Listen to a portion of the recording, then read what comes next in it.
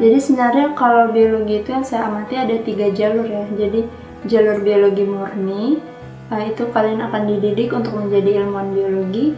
Kemudian jalur rekayasa, itu perpaduan antara teknik dan juga keilmuan biologinya. Dan di situ kalian akan diajari untuk menghasilkan suatu produk dari makhluk hidup. Kemudian kalau yang ketiga itu adalah jalur pendidikan biologi. Nah, di situ kalian akan dididik untuk menjadi pengajar di bidang biologi. Nah, ruang lingkup yang akan kalian pelajari di biologi itu sebenarnya sangat luas, tapi secara umum ada 5. Yang pertama, genetika dan biologi molekuler. Nah, di sini kalian akan mempelajari gen, dan dengan mempelajarinya kalian bisa membedakan tiap spesies berdasarkan identitas genetiknya secara lebih presisi.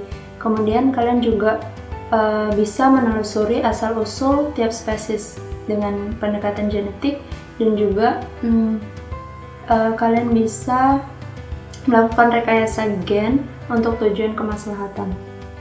Nah, yang kedua, mikrobiologi. Di sini kalian akan berinteraksi dengan mikroorganisme seperti ragi, bakteri, jamur, protozoa, virus. Nah, walaupun mereka ukurannya kecil, tapi manfaatnya sangat luas sekali di berbagai bidang. Misalkan di bidang pangan, kita sudah sangat familiar sekali mengonsumsi produk hasil fermentasi mikroba, seperti keju, yogurt. Kemudian di bidang lingkungan, banyak mikroba yang digunakan untuk mengurangi polutan lingkungan. Juga di bidang pertanian, banyak mikroba yang digunakan untuk memproduksi pupuk hayati. Yang ketiga, ekologi.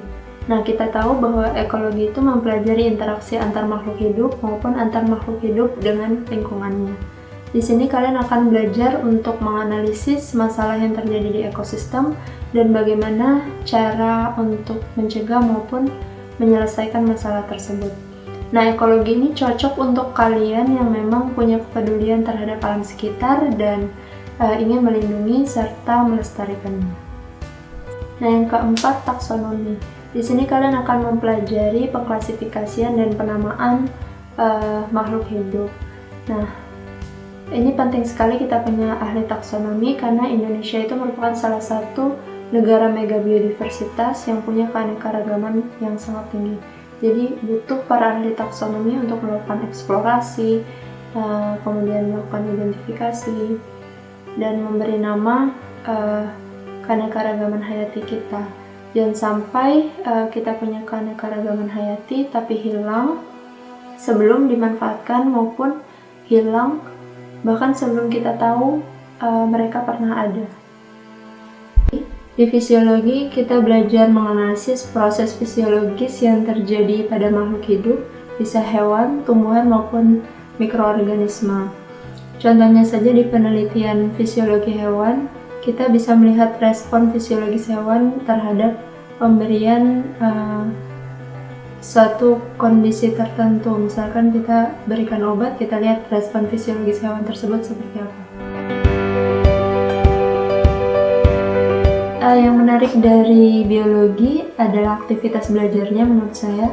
Jadi tidak hanya dilakukan di dalam kelas, tapi juga sering praktikum keluar, terutama praktikum ekologi.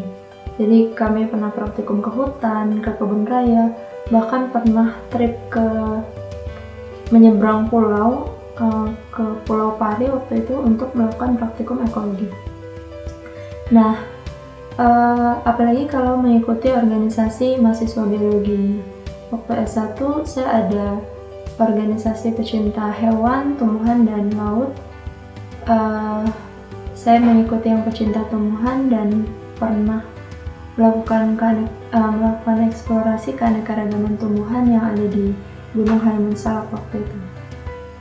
Jadi karena sering melakukan aktivitas bersama, terutama di luar ya, anak biologi itu biasanya dekat dan kompak.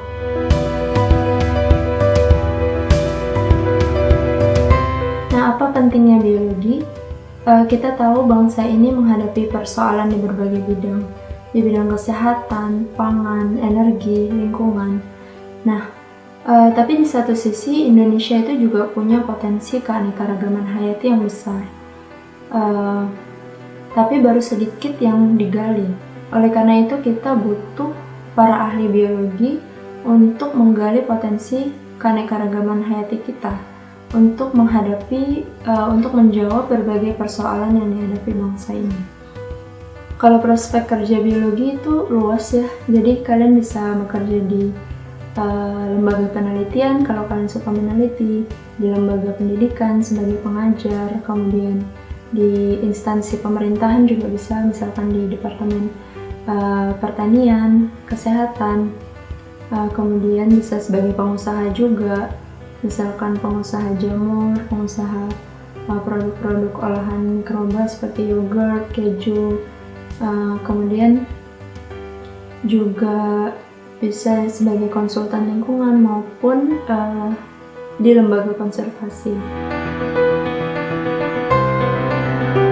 Nah, kalau kalian punya minat bakat di bidang biologi, jangan ragu untuk masuk karena Indonesia sangat butuh kontribusi kalian.